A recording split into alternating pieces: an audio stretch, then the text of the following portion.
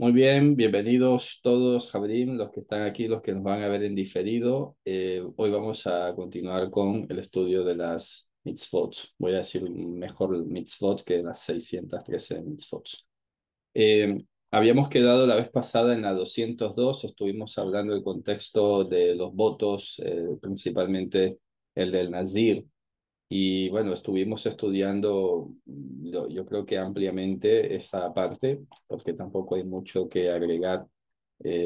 Solo lo que dice la escritura, bueno, es relativamente suficiente, ¿no? Estuvimos analizando algunas diferencias entre el voto que pudieran haber hecho algunas personas, como Shmuel y Pablo, diferente de lo que es el voto de Nazir como tal.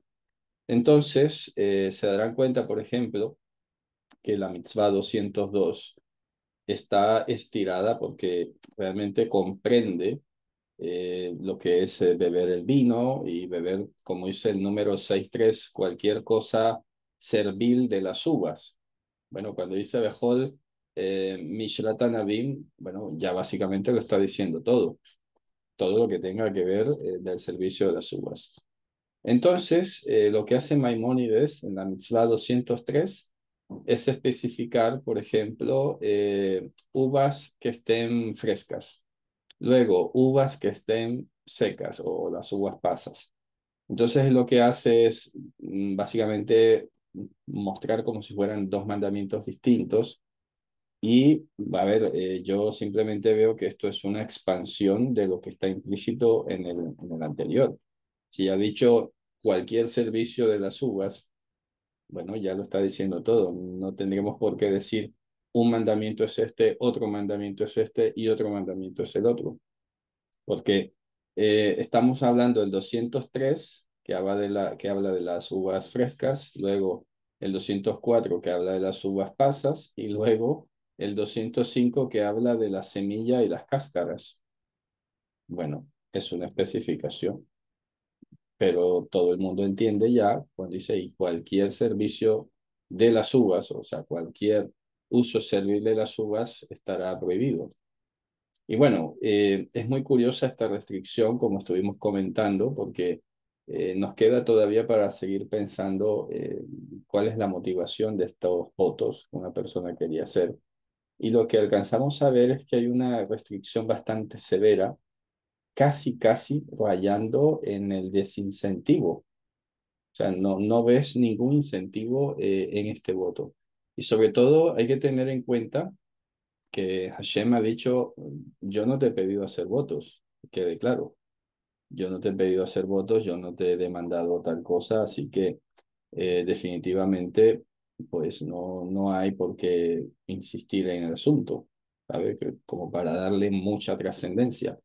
Y como vimos, aparte de todas estas restricciones bastante fuertes y muy sutiles, muy finas, había que hacer al final un sacrificio, cosa que, bueno, sinceramente no sale a cuentas, no tiene, repito, una trascendencia especial. Pero bueno, estamos viendo que igual, sobre todo en esta época, bueno, toda la vida ha sido así.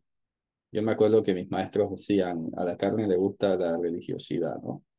Y pues estamos viendo que hay dos tipos de personas, las que les gusta el ritual y las que no le damos demasiada trascendencia. De pronto hay un grupo en la mitad, puede ser que, bueno, oye, en cierta medida, pero no tanto, ¿sabes? Hay cosas que son relativamente bonitas, sencillas hasta ahí, pero ya vamos a ver que hay personas que les gusta demasiado seguir unos pasos, seguir unos rituales y todo.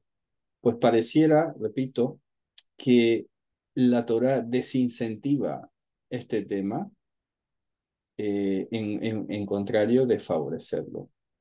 Aparte que Mashiach dijo, no tienes que hacer ningún juramento, no tienes que hacer ningún voto de sí, sí, no, y ya está. No necesitas estar. Entonces quiero, a ver, que tampoco quiero sembrar ahora mal corazón, porque igual ya no va a pasar, ya nadie va a hacer ese voto, ya no se puede hacer. Pero llama la atención sobre todo como Hashem se le impuso a algunas personas en particular, ¿no? El caso de Shimshon, un caso muy específico, ¿no? Y sin embargo vemos que Shimshon constantemente se la pasaba desafiando ese voto, se la pasaba constantemente haciendo todo lo posible para violarlo. Y aún así, fíjense ustedes, contrario a lo que sentenciaría la Torá, Hashem no le dejó renunciar a ese voto y no le hizo pues ningún tipo de llamado de atención ni nada por el estilo, y antes por el contrario siguió usándolo como juez. Bueno, y ahí tenemos muchas cosas para pensar definitivamente, ¿no? Bueno, ya lo de las uvas lo he dicho ahora, sí, sí, exactamente. Dice, pero Sansón Hashem se ordenó hacer voto. Es que no es que le haya ordenado, es que se lo impuso antes de nacer. No es que se lo haya ordenado, repito, él se lo impuso y es lo que estoy diciendo ahora. A pesar de que Hashem mismo se lo impuso y a pesar de que Shimshon creció con esas restricciones, no obstante, al llegar a una edad adulta, básicamente se hallaba como una especie de camisa de fuerza. Él, aparte, ¿no?, de todos los pecados que podamos decir que estaban en su propia naturaleza pecaminosa, definitivamente no se llegó a sintonizar con el tema de un voto. Es decir, no le hacía ninguna ilusión, no le hacía ningún tipo de gracia, ¿no?, en ese sentido. Pero bueno, ese es el punto. Este voto, que quede claro, hoy no se puede hacer y hay que preguntarse, como dije en la clase anterior, ¿para qué un voto? ¿Cuál es la inspiración? ¿Cuál es la motivación? Puede ser que algunas personas de repente, no sé, se reafirmen con proponerse cosas, determinación, fuerza de voluntad, pero es ahí donde tal vez hay que pensar, ¿no? Bueno, tenemos suficiente ya explicado en la escritura, tenemos el poder que Hashem nos ha dado, pues en teoría no necesitas mucho más. Pero bueno, repito, yo respetaré siempre al que quiera hacer un voto, que no sea el de Nazir, cualquier otro voto que haga. Pero bueno, esas son cosas personales y ya está, ¿no? No se va a difundir en Facebook, he hecho un voto hoy, qué sé yo. Estas son cosas muy privadas, básicamente. Pero bueno, como estamos leyendo el libro este de Maimónides y a través de él guiándonos por el estudio de la Biblia, la mitzvah 206, si se fijan, aquí ha dicho, por ejemplo, mire lo que hace Maimónides. En el 205 dice la advertencia de que el nazir no coma la semilla de las uvas. Y luego el 206 que no coma la cáscara. Hombre, eso la verdad es estirar por estirar. No, no le veo otra cuestión. Así que esta revisión de este libro, que es, acuérdense, el primer libro que se escribe eh, y que sirvió de fuente para todos los demás. Con respecto a este número, lo único que nos está dando cuenta es que tal número no deja de ser una tradición, una leyenda. Si nos ponemos a revisar, tal vez de los 613 van quedando 550 o 500, vete a saber, no, no es tan trascendente. Y lo curioso es que algunas personas, bueno, del lado de nuestros hermanos cristianos, usan curiosamente este número como para meter miedo, ¿no? Porque dicen, que hay que guardar los 613, como si uno tuviera que guardarlos todos. Imagínate, ¿no? Pero bueno, por eso es bueno estudiar, por eso es bueno revisar las cosas y no darlas, repito, por sentado. Así que nada, esto lo vamos a tener por superado. Simplemente les quería mostrar en esta parte, por ejemplo, que hay dos palabras hebreas muy raras, Hartzanim y la palabra Zag. Y hay un blog, es un blog muy interesante este que tenemos aquí, se llama el blog del Tanaj, y me he encontrado precisamente con este artículo y explica definitivamente que estas son dos palabras difíciles, dos palabras muy extrañas, y lo que se hace básicamente es recurrir un poco a la tradición, a lo que dice la Mishnah, y dice aquí que nuestros sabios en la Mishnah tenían divisiones de opinión respecto de qué era los Harsanim y qué era el Zak. Esto quiero aprovecharlo para hacer un recordatorio, algo que he dicho en varias ocasiones. Es llamativo que siendo judíos, hablando hebreo, viviendo ahí es siglo cuarto, siglo quinto, que es la época, bueno, siglo tercero, que es la época de la Mishnah, vamos a empezar con la Mishnah, y ya no tenían claro qué significaban esas palabras. Eso, repito, es muy importante. ¿Por qué? Porque entonces eso nos tiene que enseñar a nosotros a valorar muchísimo más y darle todavía mucha más prevalencia a lo que diga el Evangelio, a lo que nos diga un sabio del Talmud o de la Mishnah. Es que es así, porque entonces el otro día, no sé si alguien me preguntó, ¿no? Que si el Evangelio se podía considerar una Mishnah o algo así. Hombre, no se puede hacer ni una comparación. La comparación ya es preocupante. No se puede comparar nunca el Evangelio como si fuese una tradición oral, ¿ok? No. Hay que separar estas dos cosas porque a veces en el mundo académico hay gente que habla, ¿no? Que aprovecha para pescar en ríos revueltos o vender libros eh, sobre Yehoshua. Entonces hablan de tradición, ¿no? Se ha vuelto como un concepto, una palabra muy recurrente.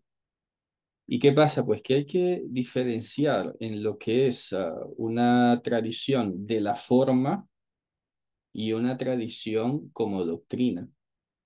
Esto es muy importante, porque de repente, no sé, puede ser que yo mañana escriba algún texto sobre el Evangelio y si ustedes me ven usando la palabra tradición en el contexto del Evangelio, no me estoy refiriendo a que el Evangelio sea una tradición.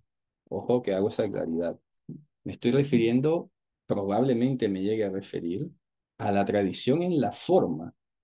Es decir, supongamos, yo me acostumbré a contar el cuento del conejo y la tortuga, ¿sabes?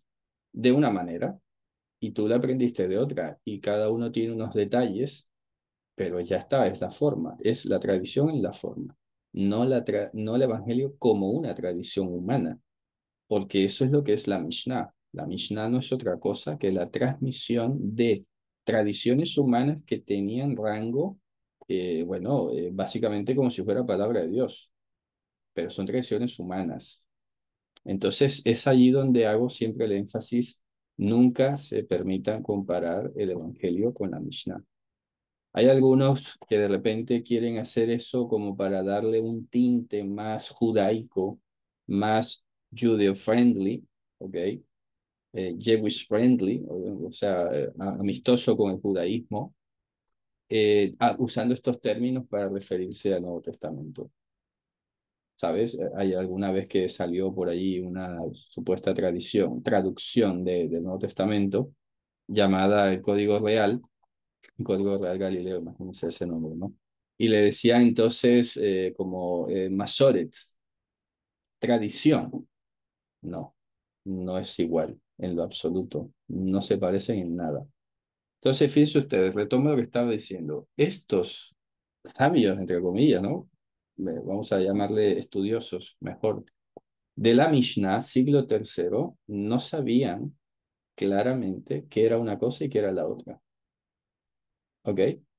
Como para que entonces venga la Mishnah a decirnos a nosotros hoy cosas que están por encima del Evangelio o contradiciendo el Evangelio o quitándole potencia al Evangelio, tratando de hacer quedar a los escritores como si fueran ignorantes o descontextualizados o qué sé yo. Entonces, fíjense ustedes, tenían divisiones. Unos decían que el Hatzanim son las cosas de afuera, o sea, la cáscara, y el Zagim son las pepitas de adentro, son las palabras de Rabí Yehudá. Pero Rabí Yosei decía que no te equivoques, le está diciendo al compilador de la Mishnah, que no te equivoques, que esto es como los tipos, lo que pasa un poco con los animales. El hitzón, la parte exterior, es el zag y la parte externa es el imbal, que sería un poco la semilla. Y así sucesivamente, ¿no? Aquí explica un poco las diferencias de opinión, lo que es la palabra cáscara, por qué no dijeron cáscara, por qué una palabra tan extraña. Así que fíjense ustedes, en este extremo, en este nivel de profundización, definitivamente, bueno, la investigación no está cerrada, básicamente. Aquí al final concluye, se podría establecer que la cáscara de la uva es la que se llama zag, debido a que es la que cubre y es un poco transparentosa y es posible verla desde afuera, ver un poco las semillas, pero eso es la conclusión que hace después de analizar estas fuentes literarias del Talmud y las diferencias de opinión. Entonces, fíjense ustedes, eso es asombroso. Siglo III hablaban hebreo, eran rabinos y no tenían claro qué significaba una palabra o un concepto. Entonces, bueno, por eso es que estoy haciendo siempre énfasis en la investigación lingüística, si se dan cuenta, porque pienso que de ahí parte todo lo demás, porque si no estaremos flotando siempre en balsas movedizas, basándose en la opinión del uno o la opinión del otro. Por eso hago, bueno, algo así como arqueología lingüística, es decir, voy a la etimología, voy a filología y saber cómo evoluciona el término para saber de qué estamos hablando. Entonces, ¿qué pasa? Que les voy a mostrar, vamos a ver un segundito por acá, por ejemplo, a ver si está disponible. Vamos a ver. Para mostrarles un poco el ejercicio, ¿no? Que el otro día creo que también les mostré algo así. Vamos a ver. Ah, ok, no, fíjense ustedes, en este diccionario etimológico todavía no han subido la palabra Harsanim. Quiere decir que pues no la han investigado del todo. Vamos a ver aquí Rimón. Ah, pues no aparece exactamente como tal. Es una palabra que todavía no se ha investigado, ¿ok? Entonces, todo esto, repito, vamos a ver por acá, un segundo, ahora sí. Todo esto les digo para que vean que las cosas todavía no están concluidas. Cuando alguien les diga, es que ya la Biblia está traducida, bueno, ¿cómo te lo explico, no? Vamos a explicarte un poco cómo va la cuestión. Porque aún en hebreo todavía tenemos palabras que no conocemos. Todavía estamos descubriendo cosas. ¿Ok? Bien, bueno, continuamos. Esto ya prácticamente es un tema superado. Aquí simplemente se encargan de comentar esa discusión precisamente de qué es la cáscara o qué es la semilla y toda esta discusión que, bueno, no termina mucho en ninguna parte, ¿ok? Y simplemente, pues, esta sección se ocupa de establecer cuál es el castigo si violaba esta restricción, básicamente, ¿no? Entonces dicen que merecía 5 azotes, que merecía tantos azotes, un azote según la gravedad, etcétera. Pero bueno, dime tú, ¿sabes? Hoy nosotros con Ruach HaKodesh, definitivamente ni siquiera pues, se nos pasa por la cabeza una cosa de estas, ¿no? Bien, entonces vamos a pasar a, bueno, seguimos un poco el contexto del Nazir, pero son mandamientos, este sí que es un mandamiento que se puede considerar aparte. Estamos en el 207 y dice, esta es la advertencia por la cual fue advertido el Nazir, que no se haga inhabilitado por muerto. Y dice allí el número 67, por su padre ni por su madre podrá hacerse incompatible, o sea, tamé, no se podrá hacer tamé. Es decir, no podía llegar a entrar en contacto con muerto o cosas por el estilo, entrar en un contacto directo, ¿no? Ahora, a propósito de eso, ¿se acuerdan que el otro día les decía que tengo pendiente y todo, ahora con el tema del viaje se me cruzó un poco el tiempo, pero tengo allí ya establecido todos los textos donde aparece el verbo pagar, que es tocar, y que merece una especial atención, porque claro, se nos ha quedado un poco en la cabeza de que tocar a la mujer que está en el periodo, entonces parece que yo me contamino. Y todavía creo que sigue prevaleciendo en muchas personas la noción de contaminación por contacto, ¿ok? Pero como un pequeño anticipo, esto es un pequeño anticipo, todavía me gustaría escribir mejor el artículo para dar todos los detalles, pero hagan de cuenta que el verbo pagar, que es tocar, que es el que sale allí, tiene la connotación de hacer daño, por ejemplo. No toques a mis ungidos, es decir, no les hagas daño. Otro contexto que tiene, por ejemplo, tocar, tiene que ver con, por ejemplo, hacer uso de algo. Y también tocar tiene que ver de repente con encontrarse con una persona, ¿sabes? Entonces, cuando revisamos ese verbo en la Biblia, cómo se usó en los diferentes contextos, entonces podemos ver con otros ojos todo esto. Acuérdense, por ejemplo, que ha pasado así con el mandamiento este de ojo por ojo y diente por diente, ¿no? Entonces, eso está mal traducido además. No dice ojo por ojo, ya lo saben, ¿no? Dice ojo en lugar de ojo. Pero claro, como no se entiende, la gente ha extendido esto del ojo por ojo. Y la gente todavía piensa en pleno siglo XXI, algunos, que es que si a alguien me afectaba mi ojo, yo tenía el derecho de afectarle el suyo. Es increíble, ¿no? Siglo XXI y eso todavía ocurre. Pero ¿qué hemos aprendido? Sobre todo, ¿qué nos ha enseñado el Evangelio? ¿Qué nos ha enseñado Mashiach? Ojo en lugar de ojo significa no devuelvas mal por mal. Si el ojo de tu prójimo es malo, tú muestra un buen ojo. Y acuérdense que ojo no es literalmente el globo ocular. Ojo se refiere a lo que proyectas, a lo que muestras hacia afuera. Si el ojo, o sea, si la proyección, el testimonio de tu prójimo es malo, tu ojo, es decir, tu testimonio, tiene que ser bueno. No puedes estar devolviendo mal por mal. Y así lo dice en la escritura, ¿no? No devolváis mal por mal, etcétera. Entonces lo pongo como ejemplo de que tenemos modismos, tenemos expresiones que todavía hasta el día de hoy se pueden estar entendiendo de manera muy literal, de manera extremadamente literal, y todavía tenemos este tipo de dudas sobre si hay contaminación por contacto, etcétera.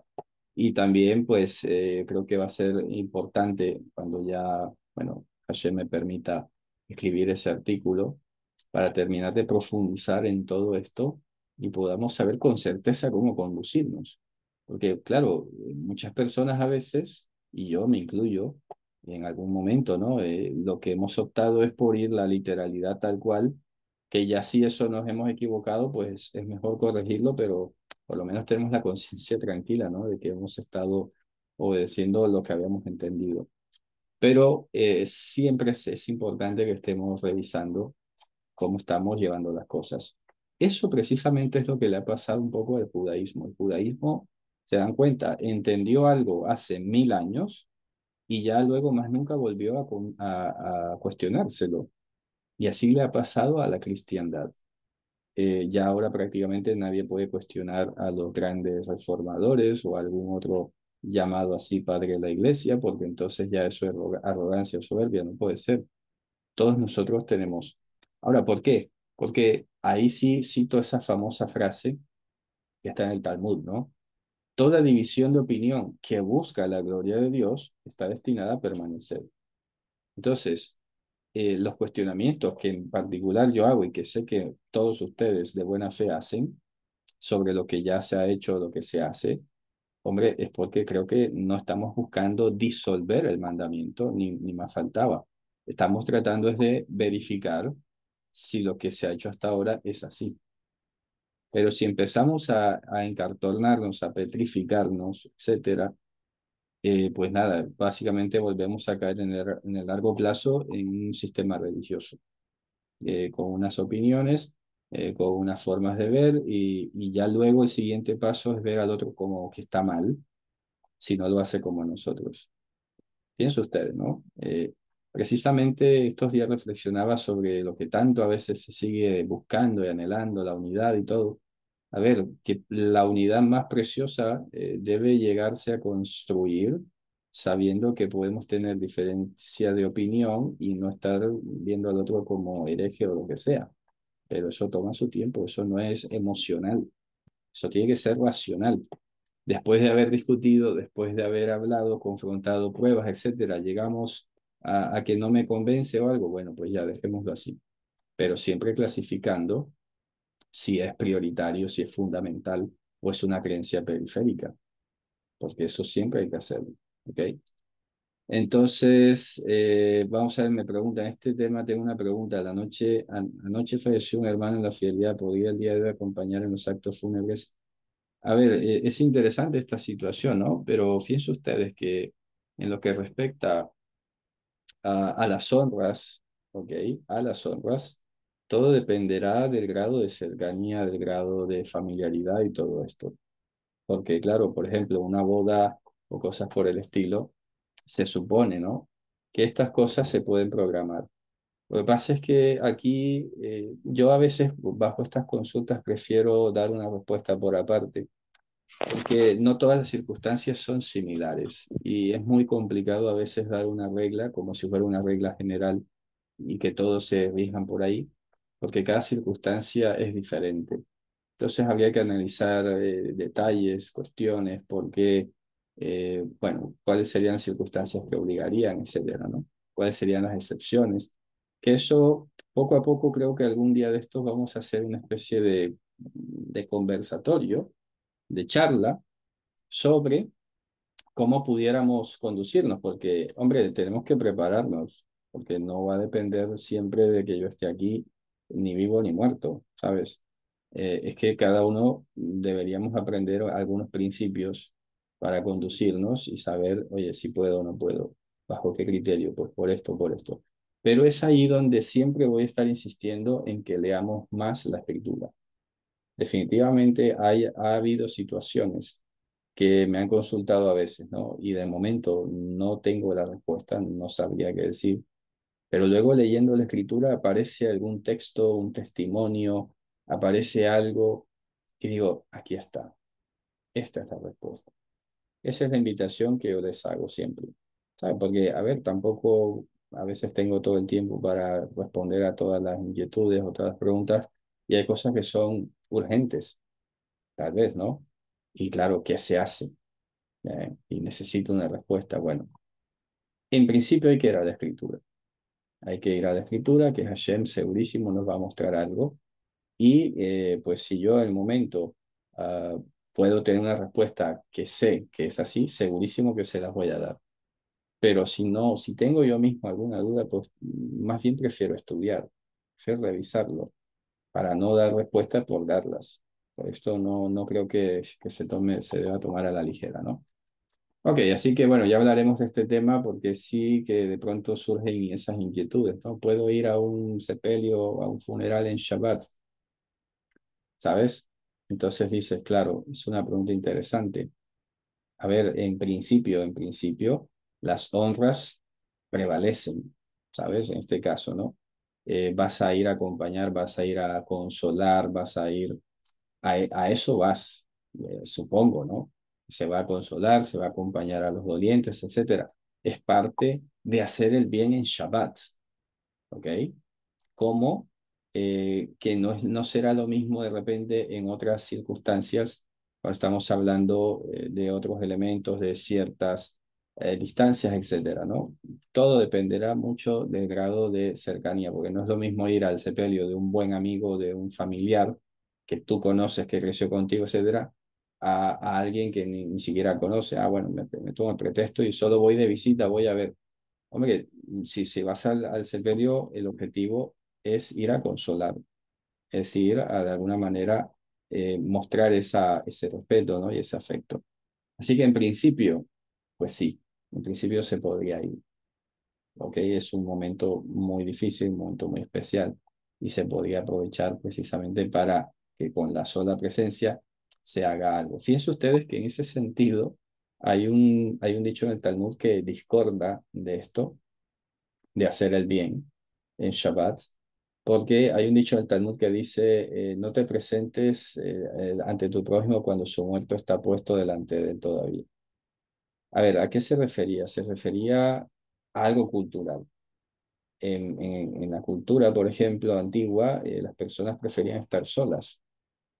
Ya lo vemos, por ejemplo, el caso de David, ¿no? Estaba ahí con el hijo en agonía y nada, quería estar solo y así sucesivamente. Pero bueno, los tiempos cambian, ¿no?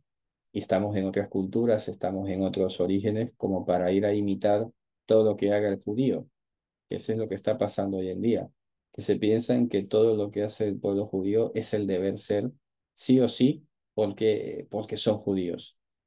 Hombre, tenemos que ser racionales y saber, a ver, en mi costumbre, en mi cultura donde he nacido, no tenemos este tipo de expresiones afectivas de que quiero estar solo, etcétera. Al contrario, como lo he hablado con mi esposa, ¿no? En el mundo, por ejemplo, occidental, pero sobre todo en Latinoamérica, se gusta más de la compañía que de la soledad.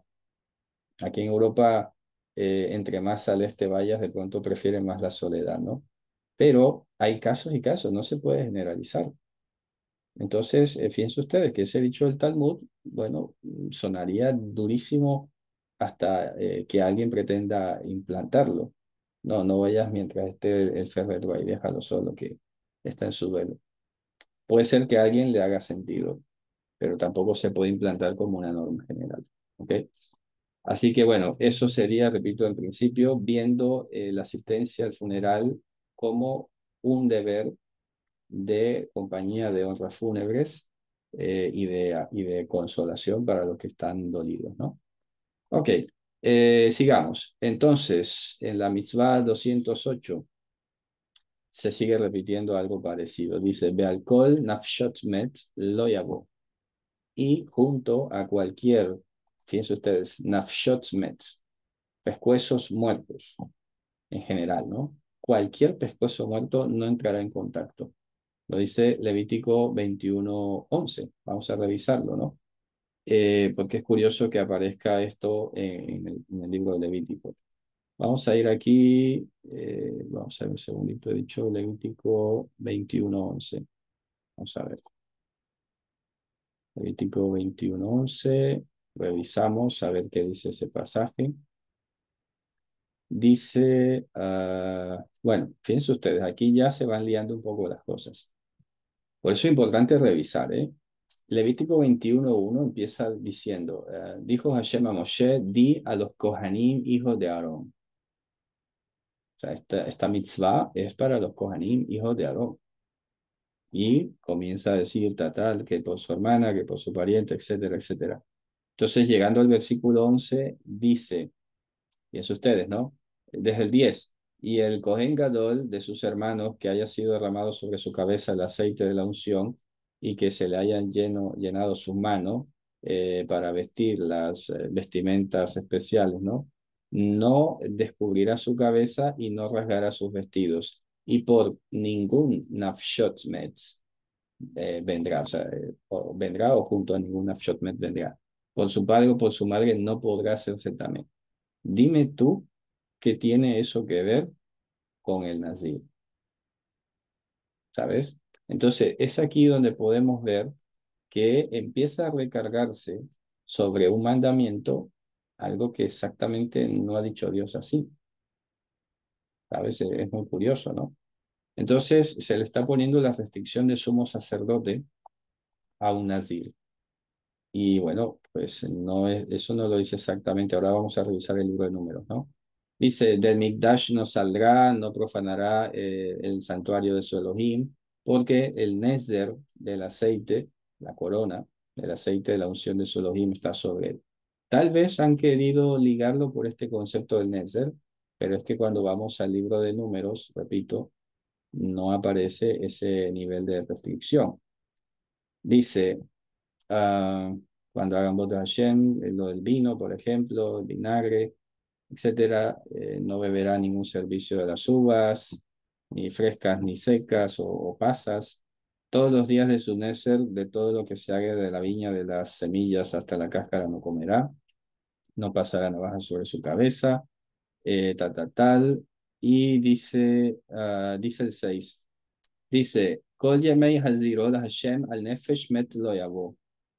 Dice el versículo 7, por ejemplo, le avivu leimo, le avivu la jotó lo itama, la embemotan quienes de los aperocho. Por eso les decía que posiblemente se esté comparando con esto, pero no es la cita correspondiente. Porque, claro, no se puede decir lo mismo, porque el sumo sacerdote se le dice que no salga del santuario, pero eso no se le puede aplicar a Nazir.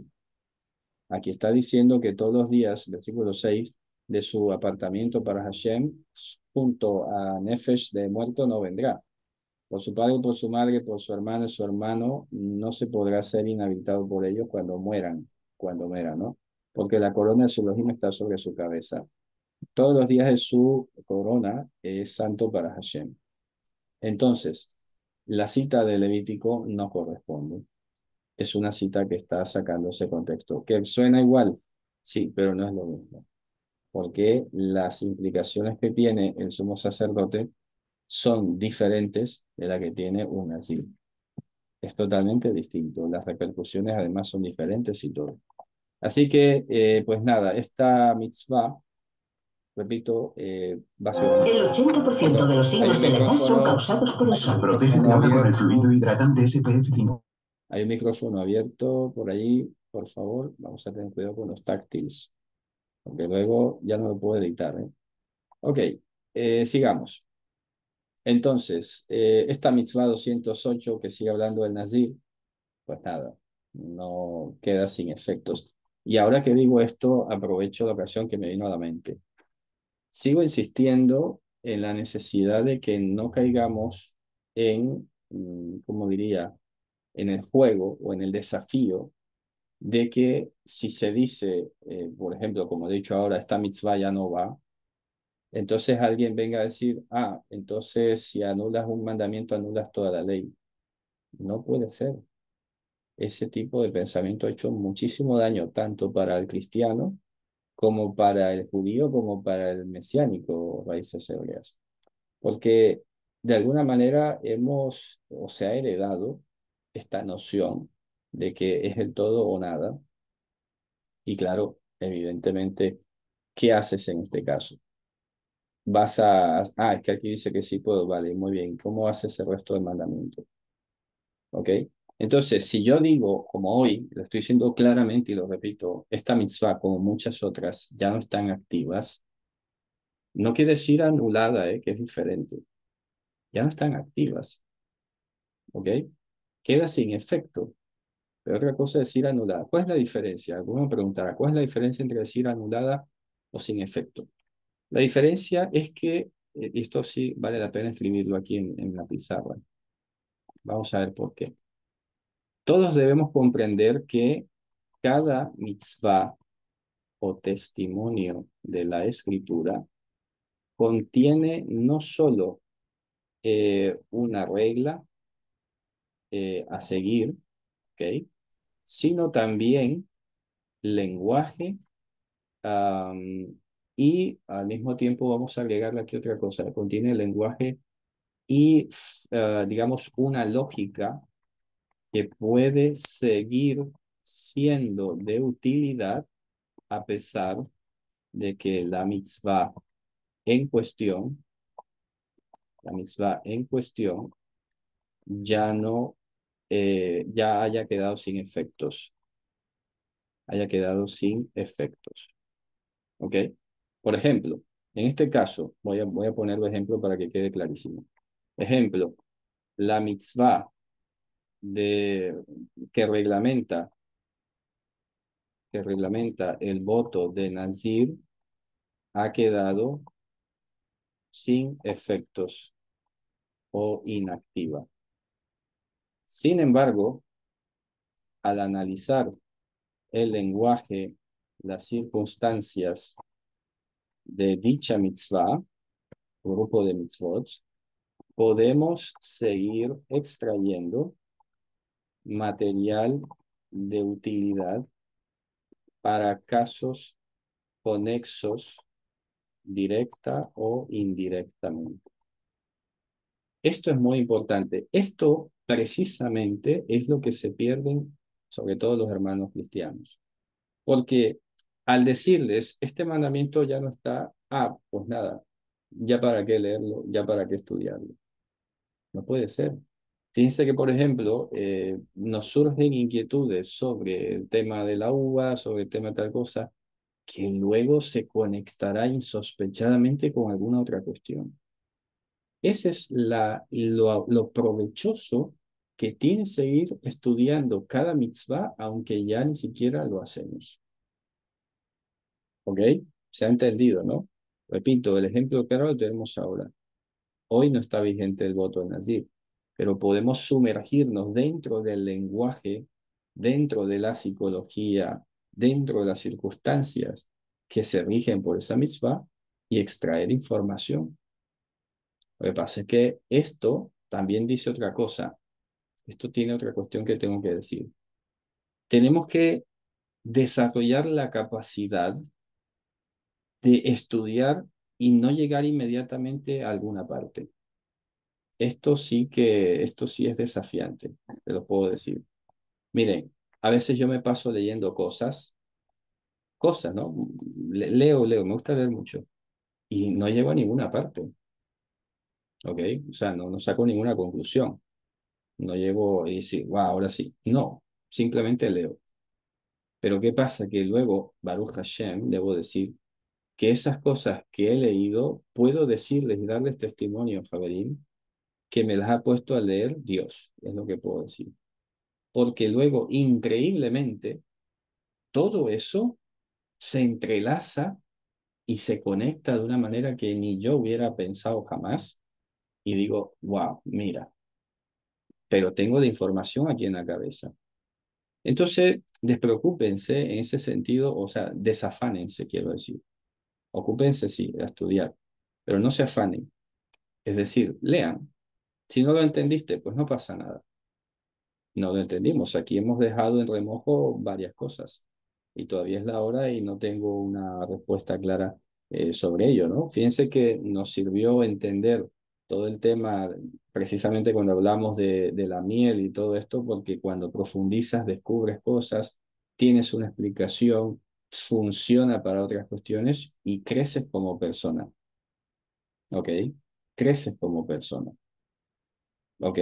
Pero, ¿qué pasa? Que alguien que dice, no, esto ya no está activo, ah, pues entonces ¿para qué lo leo? ¿Cómo que para qué lo lees? Ahora, tenemos una cierta ventaja y un privilegio en que podemos acceder al texto original, podemos profundizar cosas que la traducción a veces no deja, ¿vale? Pero, repito, siempre hay que leer, siempre hay que estudiar, aunque la mitzvah no esté en pie. Porque la mitzvah no solamente tiene esa finalidad restrictiva o decirte qué hacer o qué no hacer, contiene lo que he dicho ahora, lenguaje, contiene circunstancias, contiene una manera de pensar que hoy ni siquiera nos imaginaríamos. Para hacer una última comparación, esto sería como tener una conversación con nuestros ancianos, con los abuelos o bisabuelos, que no tengan, ¿no? Tal vez las cosas que ellos puedan decir del mundo hoy, bueno, tal vez no todas sean aplicables o tal vez no sea la misma lógica, pero esa información y esa manera de ver el mundo sí que nos puede ayudar a resolver alguna cuestión que hoy definitivamente pues estamos a veces atascados, ¿no? Por eso siempre será provechoso el estudio, aunque no implique la realización, ¿vale? Ok, bueno, pues aquí está esta mitzvah, el Nazir. Esta no es la cita, repito, aquí corregiría lo que hizo Maimónides porque mejor cito número 6 y no Levítico, porque esto sería hacer un cruce de contextos que no tienen que ver. Ok, bueno, llegamos a la mitzvah 209. Dice, es la mitzvah que ha recibido el Nazir de que no se rape. Bueno, pero esto es algo que ya sabemos también, ¿no? Número 65. Navaja no subirá sobre su cabeza. Muy bien. Y luego que dice aquí, y también el que rapa la cabeza de Nasir merece un azote. ¿Sabe? Porque tanto el que rapa como el que es rapado son iguales. Así que en este caso se le asigna un azote. Vale, muy bien. Fíjense ustedes, ¿no? Y hasta ahí llega la mitzvah. Lo único que le preocupa es cuántos azotes se van a dar por violar esta restricción. Entonces, ¿qué sentido tendría, por ejemplo, hacer un voto para luego estar recibiendo azotes? Sea vuestro sí, sí, vuestro no, no. Eso es todo. Esto es, repito, un llamamiento al carácter, a la templanza, a la determinación, sin necesidad de estar mostrándolo por allí. Sabes que tengo la melena, sí, ya, bueno, no tendrías necesidad de eso, sinceramente, ¿no? Ok, sigamos. Aquí ya cambia, aquí trazamos una raya imaginaria, aquí sí se acabó definitivamente el tema del Nazir, que Maimónides le dedicó casi 8 mandamientos al tema, desde el 202 hasta el 208, bueno, el 201 creo que empezó el asunto, ¿no? Pues nada, hablando de detalles, de cosas que a ellos simplemente les importaba, repito, más que todo los azotes que recibían que otra cosa. Si se dan cuenta, pues aquí no hay ninguna reflexión, ningún análisis profundo, espiritual del por qué o qué implicaría o cuál es el provecho, ni nada. Simplemente tecnicismos y azotes. Entonces, en la mitzvah 210 leemos, esta es la advertencia por la cual fuimos advertidos, que no cortemos ninguna cosa plantada, sino que dejemos de ella el remanente para los pobres, lo que tiene que ver con la esquina del campo. ¿Ok? Se está refiriendo a eso. Cuando dice aquí ninguna cosa plantada, bueno, no es una generalidad. Al final, por lo menos lo explica. Se está refiriendo al mandamiento que dice Levítico 23-22. Lot jale peat sadeja be kotzreja. Es decir, no acabarás la esquina de tu campo cuando estés haciendo la cosecha. Esto es una medida de solidaridad. No todo debe ser para nosotros. Esto es tremendo porque hoy nos sale en el devocional de la mañana. Pablo le escribe a Timoteo, si mal no recuerdo, primero o segundo de Timoteo, dice, dile a los ricos que sean ricos en buenas obras, que aprendan a compartir lo que han recibido. Es interesante, ¿no? Entonces, esta mitzvah, pienso ustedes que está ya desde el principio diciendo algo muy concreto y muy práctico. Cuando vayas a cosechar, el campo es tuyo, tú lo sembraste, sí, pero yo soy el que lo ha bendecido, dice Dios.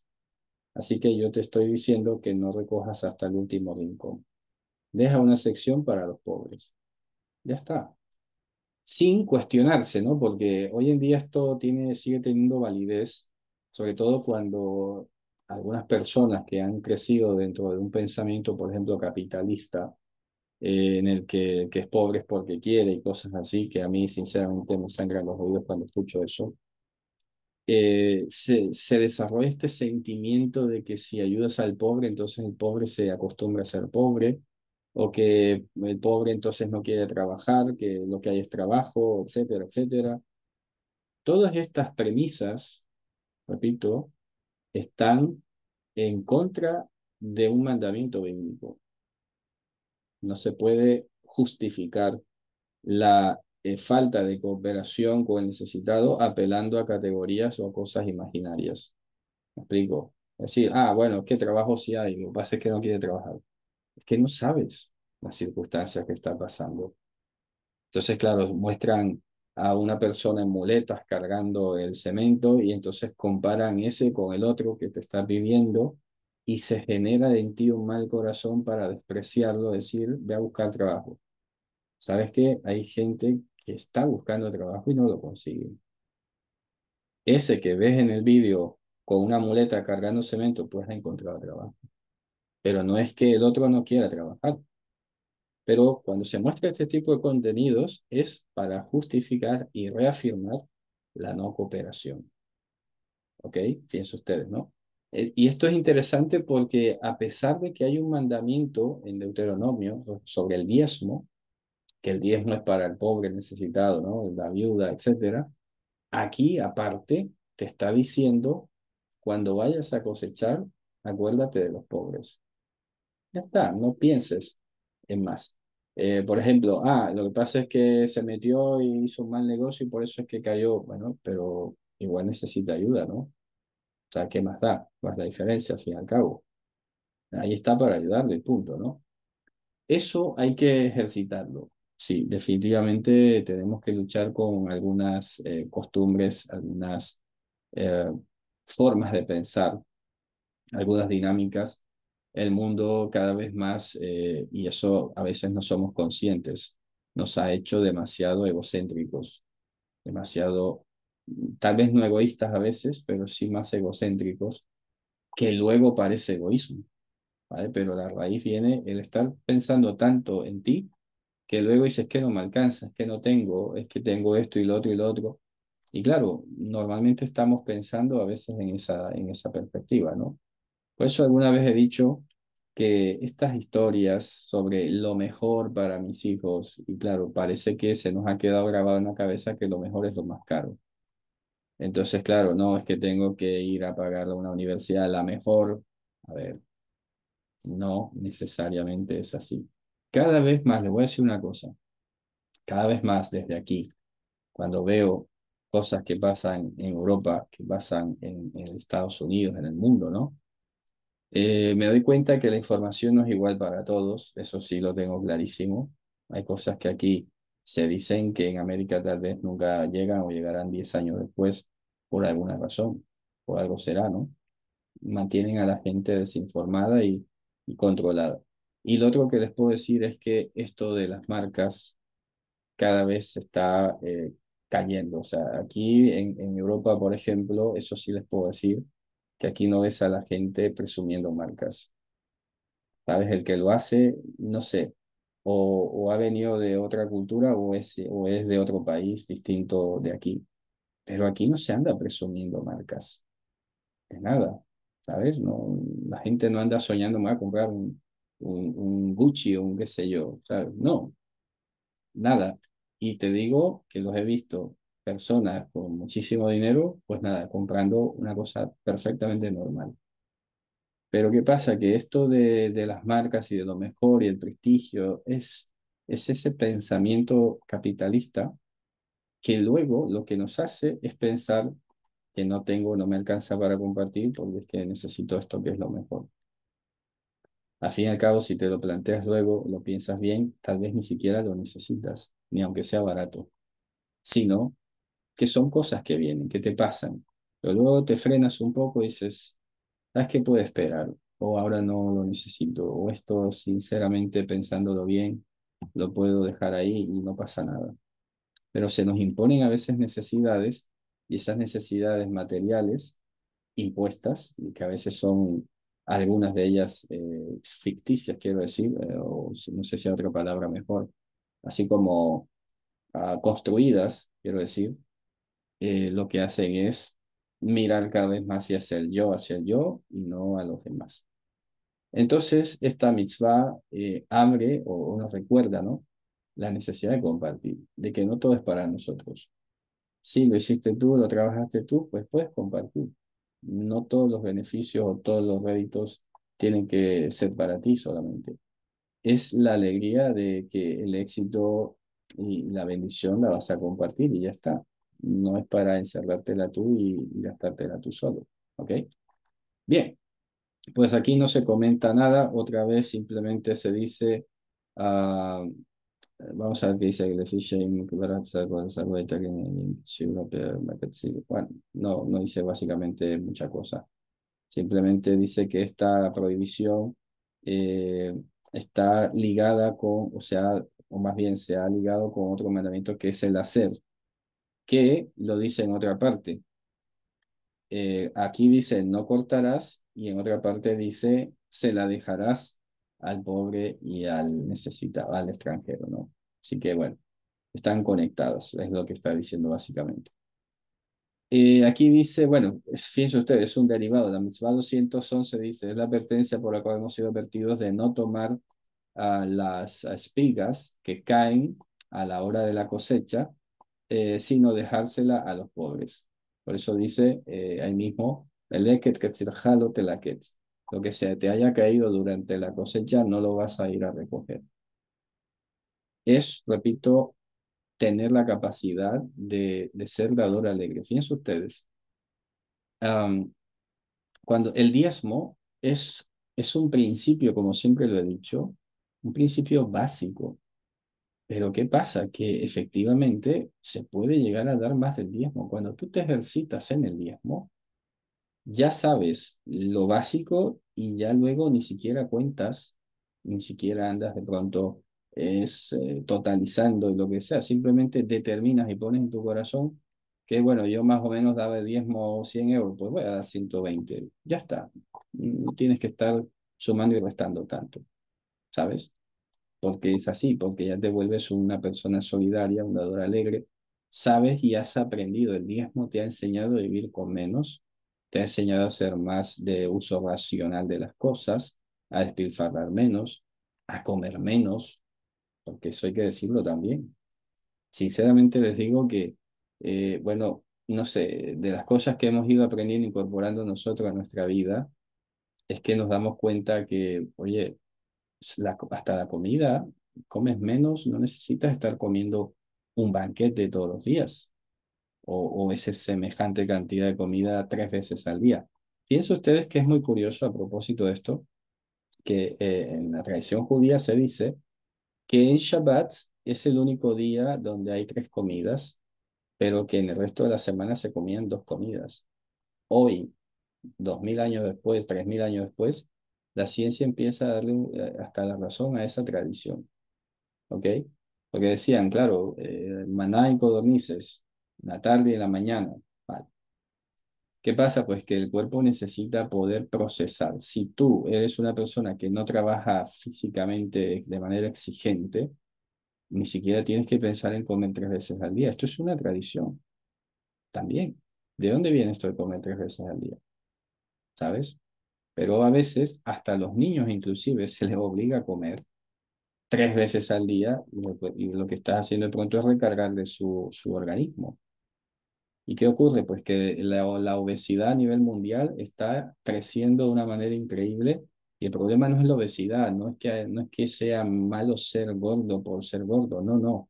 El problema es la salud, ¿sabes? Porque no es asunto de estética, ni más faltaba, no hay manera de recriminar a nadie por su físico, ni más faltaba. El problema es que estas tradiciones de comer y de comer y de que todo es para mí y me voy a comprar esto, causa no solamente la obesidad física que genera enfermedades, porque el cuerpo está desarrollado para funcionar de una manera específica. Si tú lo sobrecargas, le pones sobrepeso, empieza a exigirse y vienen muchas otras cosas. Pues eso que pasa físicamente también pasa psicológicamente. Si te vuelves un obeso de comprar compulsivamente cosas y cosas y más cosas y más cosas, es que luego no vas a poder lidiar con ello y vas a estar, ¿sabes? O terminas que simplemente botando las cosas o dejando de usarlas y se van estropeando. Que bien podía de pronto haber usado y haberle servido a alguien más. A eso se está refiriendo, fíjense usted. Entonces, se te cayó una espiga, no seas tan mezquino de ir a coger la espiga, ya déjala estar, ¿sabes? Déjalo estar, no pasa nada. A alguien le servirá. Procura más bien que alguien venga y la coja. Pero esto de que estoy contando las monedas y sacando constantemente las cuentas y todo, eso la verdad es un poco extraño. Es lo único que puedo decir, ¿no? Yo creo que yo sé que a veces porque yo ya se lo he dicho en alguna ocasión, ¿no? Conozco la pobreza, todo lo que es estar viendo cómo hago para comer mañana, etcétera. Estás ahorrando, pero es que aquí es una persona que no está en necesidad. Y ojo, ni siquiera estando en necesidad debemos caer nosotros en esa costumbre de estar recabando y raspando y viendo dónde se gastó y poniendo la mirada en qué se gastó el otro o lo que sea. ¿Sabes? Oye, se te cayó una espiga, deja que el otro la coja. Dame acá, que esto es mío. No, tranquilo, que ser dadivosos, soltar, tranquilo, que no será por una espiga, no será por un ramillete que te vas a volver pobre, ¿no? ¿Sabes? Porque, repito, ni siquiera es que hay que pensar siempre en qué es eso de ser pobre, porque se dice como si fuera algo malo. Que, a ver, como dice la escritura, en tanto que tiene sustento y abrigo, ya está bien. Pero claro, parece que no sé, soy pobre, ¿sabes? Entonces, ¿qué? ¿Vergüenza acaso? No, no. Tengo lo justo, Baruch Hashem. Tengo un techo y tengo comida. Ya está. No hay por qué sentirse mal porque no tengas una mejor situación. Puedes comer, Baruch Hashem. Por todo hay que dar gracias, porque es así. Estamos vivos, estamos con salud. Genial. Ya vendrán cosas. Pero como dice la escritura, la felicidad, la vida del hombre no consiste en la abundancia de bienes que posee, pero el sistema te está haciendo pensar de que necesitas más para ser más feliz. Si no, estarás soñando con cosas y triste, ¿no? Y frustrado. Me preguntan qué significa indefectiblemente, o esto indefectible no existe en la Biblia, indefectiblemente, no sale así. En hebreo dice azorte hacer, es un verbo en hebreo, es la forma como está escrito. Simplemente te está diciendo a la hora de diezmar, pues vas a diezmar cuando toque. ¿vale? Esto también es válido decirlo, ¿no? Porque hay personas que, oye, si no tienes nada, si no estás ganando, pues, ¿qué vas a pensar en diezmar? Aún así, aún así, acuérdense que tenemos dos testimonios. El de la viuda, que ese día había recibido su beneficio para comer, que se lo daba el templo, y esa viuda ese día decidió hacer ayuno y devolver ese 2 denarios para que otro coma. Vaya nivel, ¿eh? Y estaban los levitas que no producían mucho, pero ellos diezmaban de lo que les daban los hijos de Israel. O sea, diezmo de diezmo, ¿ok? Pero, repito, si no estás trabajando, si no recibes nada oye, pues no tienes por qué estar diezmando si no estás recibiendo beneficios más allá de la comida y el techo, ¿sabes? Y aún así, repito, existe la medida de que podrías, si quisieras. Pero en este caso, repito, no estás obligado, ¿no? En ese sentido. Pero bueno, es así. Cuando haya que diezmar, pues diezmarás. Bien, y vamos a ir terminando con la 212. Es la advertencia por la cual hemos sido advertidos de no terminar, o sea, lo mismo, de no ir a terminar todo el viñedo cuando sea el momento de su poda, de su recolecta. Y es lo que dice ahí el mismo 19:10. Y tu viña no vas a rebuscar. Se quedó un gajo de uva, pues ya está, déjalo. Es interesante, ¿no? Porque, fíjense, a veces tenemos la tendencia, que esto también hay que analizarlo desde el punto de vista hasta psicológico. ¿Por qué tenemos la tendencia de ir a revisar lo que ya terminamos? Alguna vez creo que he compartido algo que le preguntaron a una autora que si había leído su libro. Le había hecho un libro muy famoso y le preguntó, el entrevistador, el periodista, le preguntó si lo había vuelto a leer. Dijo, no, es que si lo vuelvo a leer, vamos, me deprimo. ¿Sabes? Porque comenzarás a ver cosas, errores en todas partes, me faltó esto y lo otro, debía haber dicho, sí, ¿sabes qué? Supéralo, déjalo. Ya terminaste, terminaste. Pero ir a rebuscar para ver qué se quedó, qué faltó, qué hizo falta, qué lo otro, pues no sé, es un poco igual a recoger la espiga que se ha caído. Hay que ser tranquilos. Que se quedó, que fue imperfecto, no pasa nada. Ya está, ¿vale? Todos lo vamos a tratar de hacer mejor, todas las cosas. Pero en esto que va a repercutir en el prójimo, me explicó que va a repercutir en el prójimo, en su bienestar, déjalo tranquilo, no te pongas tan exigente, ni para ti, de que todas las cosas tienen que ser para ti, para alguien más será y se va a beneficiar. Si beneficia a alguien, ya está bien. Esa sería la regla básicamente. Ese defecto, fíjense que, oye, me viene a la mente ahora y tengo que decirlo. Fíjense que Pablo habla del defecto del pueblo judío. ¿Qué ha representado el defecto del pueblo judío? Bendición para los gentiles. ¿Eh? Mira qué interesante.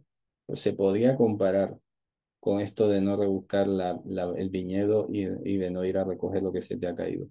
Hay defectos y los defectos a veces pasan por algo. Esto no significa que nos vamos a habituar al defecto. Ojo, estoy diciendo es que si has terminado y hay un defecto, ya está. Se puede corregir alguna cosilla que sea, oye, que repito, espero que se esté entendiendo. Estamos hablando en el marco de lo que representa compartir con el prójimo, de lo que representa beneficiar al prójimo. No estoy hablando ahora de que dejemos las cosas mal hechas todas y de una manera descuidada, no. Me estoy refiriendo en todo aquello que pueda beneficiar al prójimo, tranquilo, ya está bien, ¿sabes? Porque si ya benefició, ya tiene su sentido. Si no beneficia, pues mira, lo puedes corregir. Es más, hasta lo puedes guardar para otro, si no apareció nadie por ahí. Pero lo que quiero decir es que es beneficioso mentalmente ponerle límite a las cosas, límite a la obsesión y a la compulsividad. Es beneficioso. Aprender a terminar. Porque si no aprendes a terminar, siempre estás viendo el defecto en todo, siempre hay algo imperfecto, siempre hay algo, y no paras. ¿sabes? Y eso luego se va transformando en una obsesión, en algún tipo de comportamiento que no es sano. Así que bueno, con esto vamos a terminar en el día de hoy, Javerín. Quiero concentrarme en estas últimas mitzvot que nos hablan de la solidaridad y de beneficiar al prójimo, aunque haya sido, aunque eso implique más bien el que nosotros renunciemos a algo, que pudiéramos haber ido por ello, ya está bien porque ya está beneficiando a alguien, ¿ok? Entonces, lo voy a orientar por allí. Nos despedimos con esto. Ha sido un placer compartir, verles de nuevo, un poco más de cerca, por lo menos interactuar así. Y bueno, con la ayuda de Hashem nos veremos mañana. Un abrazo a todos y hasta la próxima. Shabbat Shalom. להתראות.